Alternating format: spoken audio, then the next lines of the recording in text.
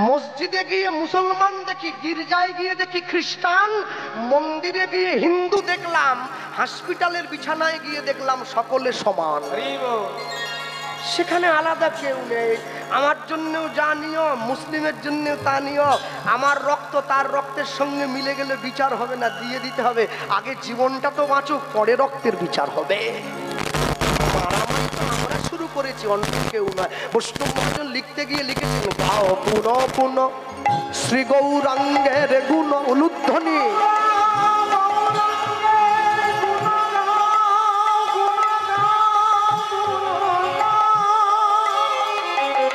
নিতাই গৌর প্রেমানন্দ হরি বল।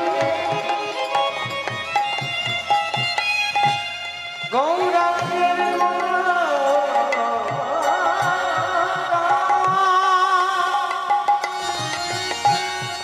গৌরাঙ্গের গুণগান,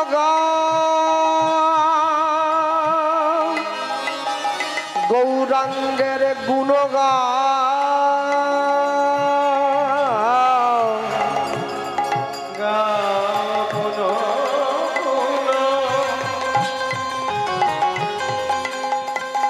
শ্রী গৌরাঙ্গে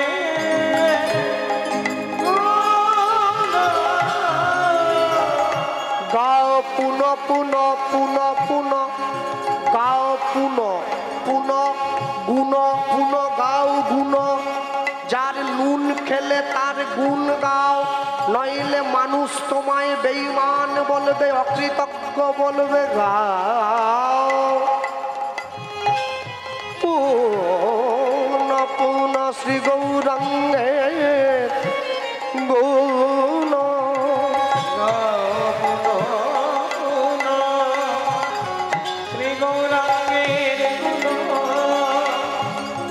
আচ্ছা জয়নি, তাই আমি সকাল থেকে সন্ধে পর্যন্ত লোক ঠকাবো, 2 নম্বরই করবো, চিটিংবাজি করবো, সন্ধেবেলা বসে গৌরাঙ্গের নাম বলে নেবো, তাহলে হবে তো? হবে না তো। কি করে হবে? আইনে ফাঁক দিয়ে দিয়েছে, সরল করিয়া সরল করিয়া সরল করিয়া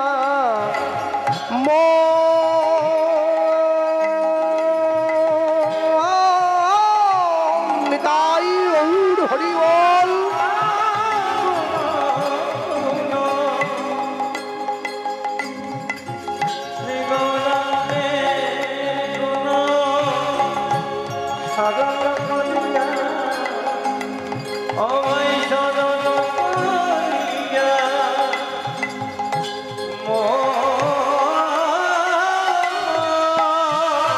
তিন ভুবনে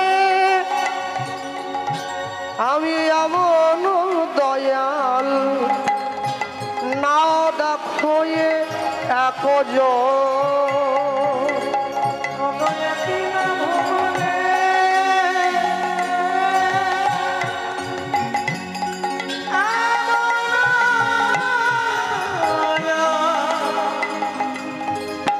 না দেখো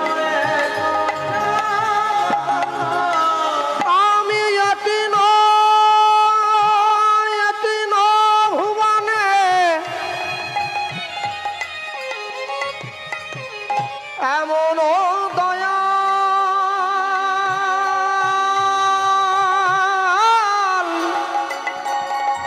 না দেখো একজ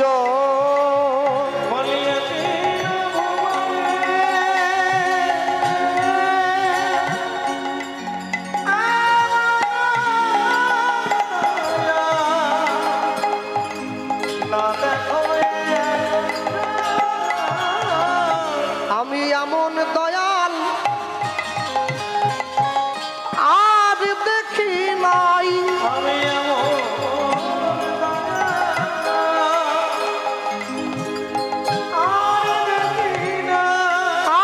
এমন দয়াল আর দেখি নাই,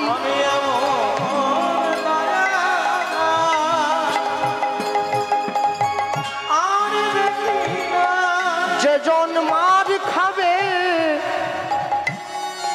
পায়ে ধরে প্রেম দেবে, আমি আর দেখি নাই, যেজন জগাই মাধাইয়ের মতো মাতালকে হরিনাম দিল।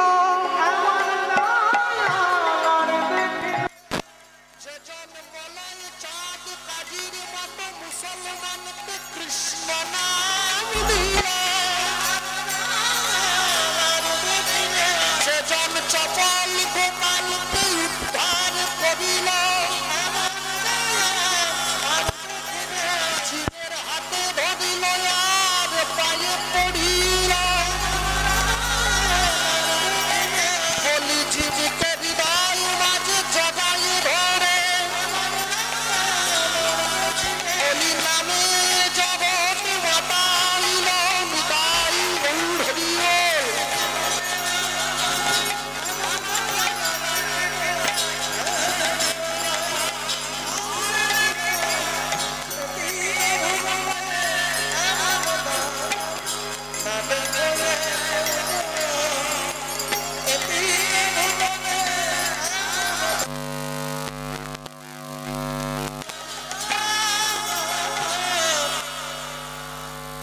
মানুষের মাঝে মানুষের সাথে মানুষের দেশে ভগবান জীব নিত্য কৃষ্ণ দাস ইহা ভুলি গেল মায়া পিশাচী জীবের বলেতে বান্ধব। তখন ছেলেটা ছোট ছিল, ছেলের বাবা মা দিয়ে ছেলেটাকে বোঝাচ্ছে একবার কষ্ট মাধ্যমিক পরীক্ষা দে, উচ্চ মাধ্যমিক পরীক্ষা দে, গ্র্যাজুয়েট হ, এমএ পাস কর, পিএইচডি কর, দেখবি জীবনে শুধু আনন্দ আর আনন্দ। আনন্দ পাওয়ার জন্য ছেলে একটা কোনোভাবে গামছা পরে লেগে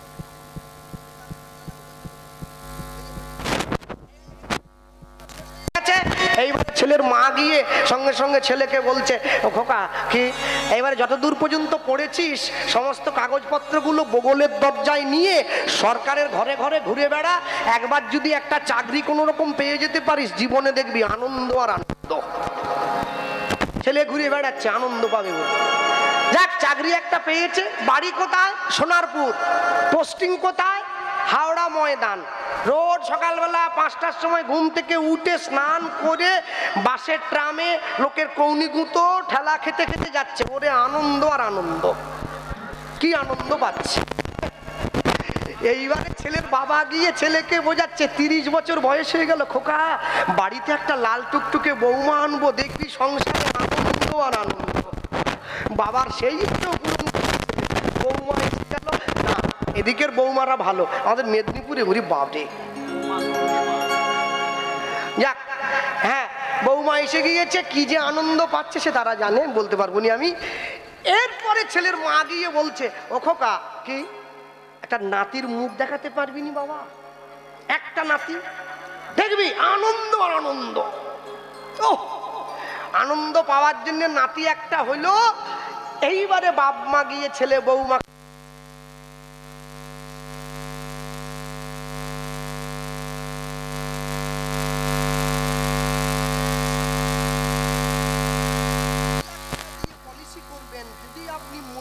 নমিনি পাবে 40 লাখ। ছেলে বলে, এ কি আনন্দ রে, আমি ছেলেকে বড় লোক করব, ওরে আনন্দ। যাক, যদিও একটা পলিসি কোন রকম করে করেছে আনন্দ পাওয়ার জন্য। যেদিনকে বাবা মারা গেল তার স্ত্রী গিয়ে পায়ের কাছে মাথা ঠুকে কাঁদছে যে তুমি এত আগে কেন চলে গেলে, 2 দিন পরে যেতে পারলে নি, আরেকটু মাছ খেয়ে নিতাম। তখন সে বুড়ো উপরে বসে ভাবছে, ওরে আনন্দ। আসল আনন্দ এইবার তো শুরু হবে। যে বাবা নিজের জীবনের সর্বস্ব দিয়ে ছেলেকে বড় করলো, সেই বাবা মরে গেছে, 12 দিন অশৌচ পালন করবে। ছেলে বলে, আমি বিনা চপ্পলে থাকতে পারবো না, পায়ে বড্ড ফোটে কাঁটা। চপ্পল পরে বাবার শ্রাদ্ধের নিমন্ত্রণ করতে যাচ্ছে। তখন পাড়ার লোক ভাবছে, ওরে আনন্দ, এইবার তো আনন্দ। হ্যাঁ, মনে রাখবেন, জীবনের প্রকৃত আনন্দ কোনটা জানেন? জীবনে দুঃখ আমাদের থাকবে, ওটা নিয়ে ঘামাবেন না মাথা বেশি। হ্যাঁ, আনন্দ করে সচ্চিদানন্দ বিগ্রহ, যে সচ্চিত আনন্দের বিগ্রহ যে সম্মুখে দাঁড়িয়েছে, তাকে স্মরণ করুন, তবে তো আনন্দ পাবেন। কেন?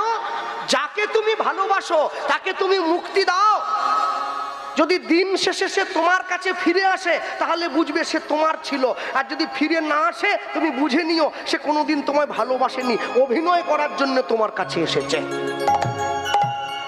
বিশ্বকবি রবীন্দ্রনাথ ঠাকুর বললেন, মানুষের কাছে গিয়ে ভগবান সবার আগে এই কথাটাই প্রচার করেছিলেন, জীব নিত্য কৃষ্ণ দাস ইহা ভুলি গেল, মায়া পিশাচি জীবের গলেতে বান্ধিল, কৃষ্ণ নাম কর জীব আর সব মিছে, পলাইবার পথ নাই দেখো জম আছে পিছে।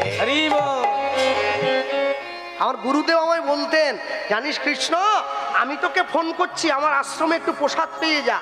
আজকে হবে না বাবা, কাজ আছে অনেক। আমাকে বলছেন, গুরু ডাকলে না করতে পারিস, জমে ডাকলে না করতে পারবি তো? আজ আমি ডেকেছি বলে না করে দিলি, সেদিন জম এসে দাঁড়াবে সেদিনকে না করবি? বাবা কেন? বলে গায়ে কাদা মাখলে কি জম ছাড়ে রে, দরকার হলে ঠিক নিয়ে চলে যাবে, কাউকে ছাড়বে না। এত রাত্রিতে রাত জেগে হরিনামের আসনে বসে আছেন ভগবানের কথা শোনার জন্য, এমনি নয়। কেন? যাতে তার কথা শুনে অন্তর মাঝে প্রেমের অনুভূতি অনুভব হয়, তবে তো তার কথা শোনা আমাদের জীবনে সার্থক বলে মনে হবে। যে মানুষটা 24 বছর বয়সে গঙ্গা বক্ষে ঝাঁপ দিয়ে পড়েছে মাঘ মাসের কঠিন ঠান্ডায়, গঙ্গায় ঝাঁপ দেয়নি, সংসার সমুদ্রে ঝাঁপ দিয়ে পড়েছে আমাদেরকে উদ্ধার করবে বলে। নিজের নববিবাহিত স্ত্রী বিষ্ণুপ্রিয়া দেবীকে কাঁদিয়ে চলে গিয়েছে সন্ন্যাস হয়ে মহাপ্রভু, জীবের জন্য হরিনাম করছে। পতিত হেরিয়া কাঁদে হিয়া স্থির নাহি বাঁধে, গোরা পহু পতিত পাবন। কে পতিত? পতিত যে হরিনাম করে না সে পতিত না, না, যে হরিনাম করে না সে পতিত নয়। হরিনাম যারা করে তাকে যারা বাধা দেয় তারা হচ্ছে পতিত। মনে রাখবেন, সব সময়ের জন্য জীবনের মাটিতে দাঁড়িয়ে এক না একটা দিন আমাকে চলে যেতেই হবে, আজ হোক বা কাল।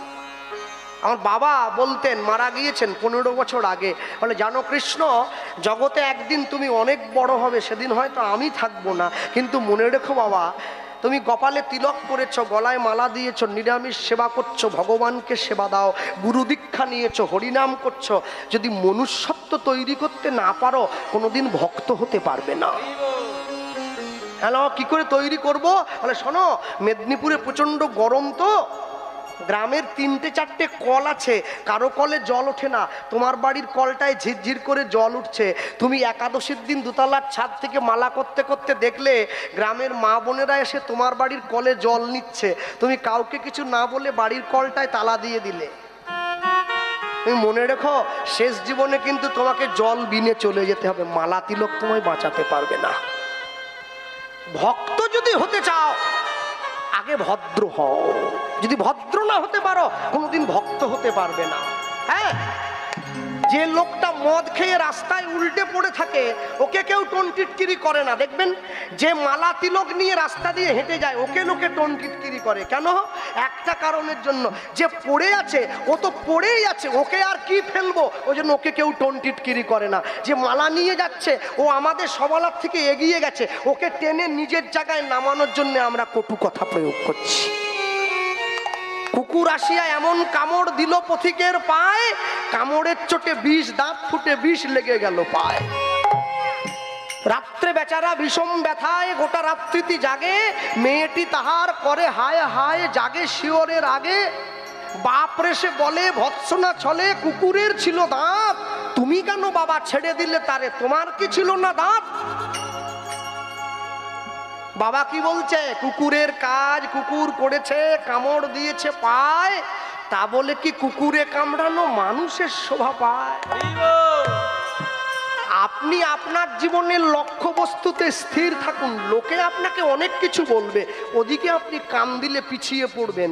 আপনাকে লক্ষ্য বস্তুটা নির্ধারণ করতে হবে। বৈষ্ণব মহাজন শেষে গিয়ে লিখছেন, গৌরাঙ্গ বলিয়া না গেলাম বলিয়া, নিতাই গৌর হরি বল, না গেলাম বলিয়া আমি গৌরাঙ্গ বলিয়া, না গেলাম বলিয়া আমি গৌরাঙ্গ বলিয়া, না গেলাম বলিয়া, কেমনে ধরিনু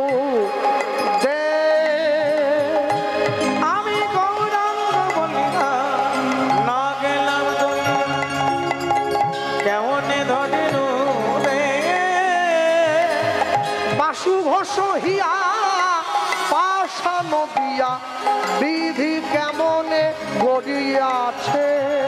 বাসু ঘোষ হিয়া পাষাণ দিয়া কেমনে গড়িয়াছে। বলো বাসু ঘোষ হিয়া পাষাণ দিয়া বিধি কেমনে গড়িয়াছে। দেখো বাসু বাসু ঘোষ হিয়া পাষাণ দিয়া বিধি কেমনে গড়িয়াছে। বলি বাসু ঘোষ হিয়া পাষাণ দিয়া বিধি কেমনে গড়িয়াছে। বলি আমার ভাগ্যে হলো না গো, আমার ভাগ্যে হলো না গো। বলি আমার ভাগ্যে হলো না গো। আমার ভাগ্যে হলো না গো। ওগো সবাই তোমার নাম নিল, বলি আমার ভাগ্যে হলো না গো। বলি পতিত পাবন অবতারে। আমার ভাগ্যে হলো না গো।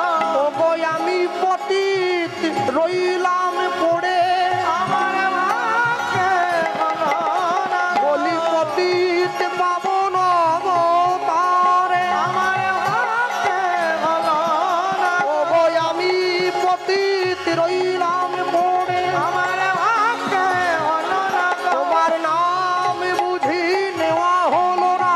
নিতাই গৌর হরি বল। নাম বুঝি নেওয়া হলো, আমার ভাগ্যে হলো না গো। আমার ভাগ্যে হলো না গো। বাসু ঘোষ হিয়া পাষাণ দিয়া কেমনে গড়িয়াছে। ওগো বাসু ঘোষ হিয়া পাষাণ দিয়া কেমনে গড়িয়াছে। গৌরাঙ্গ বলিয়া না গেলাম গলিয়া কেমনে ধরিনু দে। কেমনে ধরিনু রে বাসু ঘোষ হিয়া পাষাণ দিয়া পাষাণ দিয়া কেমনে গড়িয়াছে। বলো বিধি কেমনে কেমনে গড়িয়াছে। ফুচকার দোকানে গিয়ে যখন ফুচকা খাওয়ার জন্য আমরা দাঁড়াই, একটা কাঁচের পেটির মধ্যে ফুচকাগুলো থাকে।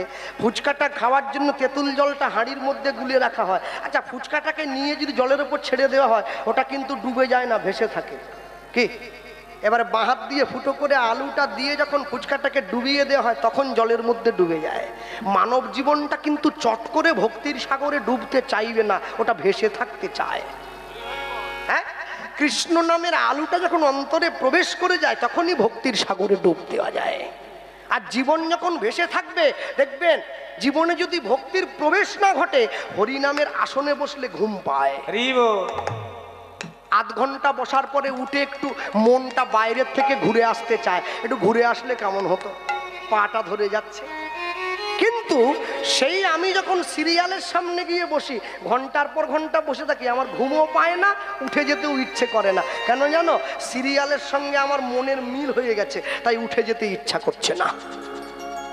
যতক্ষণ না পর্যন্ত ভগবানের নামের সঙ্গে, ভগবানের আত্মার সঙ্গে দেহ আত্মাটা এক না হবে, মন কোনোদিন তার প্রতি স্থির হবে না। হ্যাঁ, সব সময় মনে রাখবেন, জগতের মাটিতে এত সুন্দর মানব জীবনটা পেয়েছেন, মনে মনে কি ভাবছেন? আজকের দিনটা পেরিয়ে যাক, কালকে সকাল থেকে যা করি করব, এ চিন্তাটা বাদ দিতে হবে অন্তর থেকে। আজকের দিনটা পেরিয়ে গেলে আমার জীবন থেকে একদিন পরমায়ু বাদ হয়ে গেল, আমি কালকে সকালে সূর্য দেখতেও পারি, নাও দেখতে পারি। তাহলে আমার জীবনের পরমায়ু যদি একটু করে মৃত্যুর দিকে এগিয়ে চলে যাচ্ছে, তাহলে আমার কি উচিত নয় এখন থেকে যাকে আমি ভালোবাসি তার চরণটা স্মরণ করে নেওয়া? যে যাকে ভালোবাসে, কালীকে ভালোবাসুক, দুর্গাকে ভালোবাসুক, শিবকে ভালোবাসুক, অনুকূল চন্দ্রকে ভালোবাসুক, বালক ব্রহ্মচারীকে ভালো, যে যাকে ভালো লাগে। ভালোবাসার বস্তু আলাদা হতে পারে, কিন্তু যাব সকলে একই জায়গায়।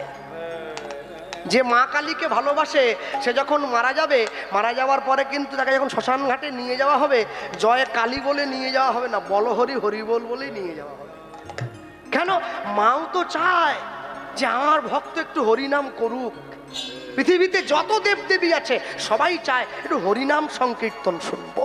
কলিযুগের জীবের সব থেকে বড় প্রাপ্তি কি জানো? কলিযুগের জীবের সব থেকে বড় প্রাপ্তি হলো, কলিযুগের জীব আমাদের জন্য নাম করছে স্বয়ং ভগবান। যত যুগ আছে সত্য ত্রেতা দাপর, আসতে রাতের অন্ধকারে মাইকের মাধ্যমে যা প্রচার করে গেলাম, খাঁটি কথা, কথা কাটতে পারবেন না, শুনতে হবে। যতগুলো যুগ হয়েছে পৃথিবীতে সত্য ত্রেতা দাপর, সব যুগে ভগবান বসে আছে সিংহাসনে, ভক্ত ছুটে গিয়েছে ভগবানের কাছে। কলিযুগের ভগবান সিংহাসনে বসেননি, মানুষের কাছে ছুটে গিয়েছে। একবার হরিনাম বলো, জীবের হাতে ধরেছে, পায়ে পড়েছে, বুকে জড়িয়ে ধরেছে, একবার কৃষ্ণ নাম বলো। তাও তো জীব বলে না, তাও বলে না। কত কেঁদেছে, নিতাই চাঁদের কপালটা ফাটিয়ে দিয়েছে মাথায় ছুটে গিয়ে, মদের কলসি দিয়ে দরদর করে রক্ত গড়িয়ে পড়েছে। তারপরেও কি বলেছিল? মেরেছিস কলসির কানা, তা বলে কি প্রেম দেব না? কত বড় করুণা ঠাকুর, একবার দেখো। এই করুণা কোন যুগে কোন কালে তোমরা পাবে? কোন দিন পাবে? কোনোদিন পাওনি আর কোনোদিন পাবেও না। কোনোদিন পাওনি, কোনোদিন পাবে না, একবারে গ্যারেন্টি দিয়ে গেলাম। নিতাই চাঁদের কপালটা দিয়ে দরদর করে রক্ত গড়িয়ে পড়ছে। হরিদাস ঠাকুর নিতাই চাঁদকে হাত ধরে টান দিয়ে নিয়ে যাচ্ছে। জগাই গিয়ে মাধাইকে ধমক দিয়েছে, ভাই কাজটা কিন্তু ঠিক হলো না, বৈষ্ণবের গায়ে হাত তোলাটা কি ঠিক হলো রে? হাজার হলেও আমরা ব্রাহ্মণ তো। মাধাই ছুটে গিয়ে জগাইয়ের পা দুটো জড়িয়ে ধরেছে, তুই না আমার বড় ভাই, তুই আমাকে শাসন করবি, অধিকার তোর আছে, আমি না বললাম না, শাসন কর। কিন্তু কেন মারলাম জানিস? কেন? বাংলায় একটা কথা আছে জানিস না, কান টানলে মাথা আসে। বলে হ্যাঁ, নিতাই চাঁদের কপালটা ফাটিয়ে মহাপ্রভুকে জানিয়ে দিলাম, নবদ্বীপে এখনো দুটো পতিত পড়ে আছে, তুমি উদ্ধার করবে কবে? নিজের কপালের রক্তটা চেপে ধরে নিতাই চাঁদ মহাপ্রভুর কাছে গিয়ে দাঁড়াবে। বড় ভাইয়ের রক্ত দেখে ছোট ভাই আমাদেরকে মারার জন্য ছুটে আসবে। বলে হ্যাঁ, আমরা দুই ভাই গিয়ে মহাপ্রভুর চরণে পড়বো, হরিনাম বলে উদ্ধার হব। এর থেকে ভালো সুযোগ কি আর পাওয়া যায়? বাড়ির দরজায় গঙ্গা এসে গিয়েছে, স্নান করবি না? আজ করবি না তো কবে করবি? দক্ষিণ 24 পরগনার মানুষের জনম ধন্য বলে আমি মনে করি। তোমাদের ঘরে মহাপ্রভু এসেছে, বারুইপুরে আটিসারা অনন্ত আচার্য ব্রাহ্মণের ঘরে মহাপ্রভু ছিল দুদিন। তাই তো কীর্তনের ঢল নেমেছে এত। আমি যখন বাঁকুড়ার দিকে কীর্তনে যাই, আমি কদিন আগে গিয়েছিলাম, এর থেকে 3 গুণ লোক হয়েছে। কিন্তু আশ্চর্য কি জানো, লোকগুলো বসে আছে যেন পুতোর মতো, শিলের উপরে পুতো থাকে না, পুতোর মতো বসে। হরি বল।